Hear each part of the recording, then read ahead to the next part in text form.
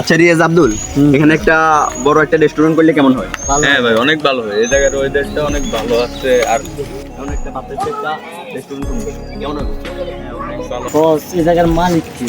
ধরে বেটা, এই জায়গার মালিক লাগে দরকার, আমরা এই জায়গায় দখল করে আমরা আমাদের অনেক পাওয়ার আছে তো, এই জায়গা আমরা দখল করবো, এখানে একটা রেস্টুরেন্ট করবো। দেখতেছেন না এটাকে? কাম দেন, কাম দেন। বস কিরা ভালো ভালো। আচ্ছা মামু স্যার রাখছেন। বস, এই জায়গার আসল মালিক কি কই পাবো? আর মালিক ভাই আপনারা এখানে কি বিষয় নিয়ে কথা বলতেছেন? এখানে একটা রেস্টুরেন্ট করব। আপনাদের অত্র এলাকাতে তো কোনো বড় রেস্টুরেন্ট নেই, 5 স্টার হোটেল নাই। আমরা চাইতেছি যে এখানে একটা রেস্টুরেন্ট করতে, গ্রামের মানুষেরও সুবিধা হবে এখানে। আঙ্গা লাগার ক্ষতি হবে। কি বেটা বাল নেবে স্যার? এই যা, ওরা গরিবের বাড়ি লাথি দিয়েছে, এটা আমি কখনো মেনে নিতে পারবো না। আমি চেয়ারম্যানের কাছে যাব। চেয়ারম্যান সাহেব, আপনি এখানে কি করতেছেন? গ্রামে তো এক দুর্ঘটনা ঘটে যাইতেছে।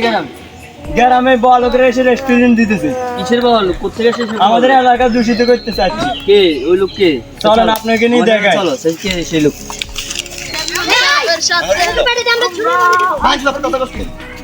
আচ্ছা রিয়াজ শোনো, গ্রামের কোনো গরিব সেন্টারতে নিয়ে আসো, গাছেরই কাটতে হবে। আচ্ছা ঠিক আছে বস, আমি দেখি। আচ্ছা যাও। এই যে একটা ভূত ভূত, এই গাছগুলো কাটতে হবে তোমাকে, গাছগুলো কাটো। এই চালু চালু করে কাট, জলদি। কাটা শুরু হয়ে গেছে, কালকের মধ্যে ক্লিয়ার হয়ে যাবে। আমরা আমাদের রেস্টুরেন্ট তৈরি করার জন্য দেখতেছি। চেয়ারম্যান সাহেব আসেন। এদিকে তাইলো। কে? এই গাছ নামা যাবে না।